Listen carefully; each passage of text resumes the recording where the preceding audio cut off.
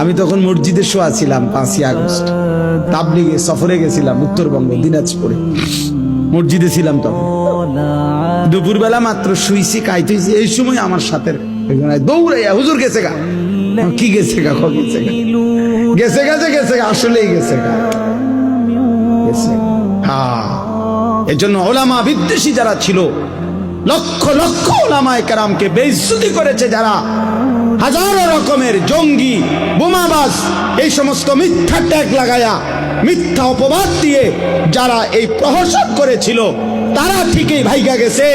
মামুন বাংলার জমিনে আজও আছে, মামুনুল হক আছেই আছে, থাকবে ইনশাআল্লাহ। এই জন্যই কিশোরগঞ্জের এক বেয়াদব নেতা নামের এক বেয়াদব গত কয়েকদিন আগে, এই বেয়াদব ওলামায়ে কেরামের বিরুদ্ধে জঘন্য মিথ্যাচার করেছে, বিদ্রুপ করেছে।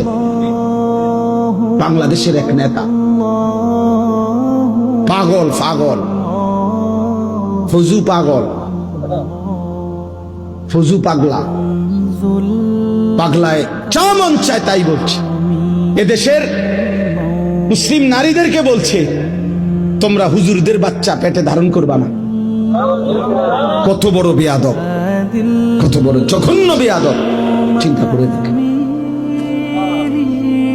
ইনশাআল্লাহ সেদিন বেশি দূরে নয়, যেদিন এই বেয়াদবেরও লাঞ্ছনা অপমান আমরা দেখব ইনশাআল্লাহ।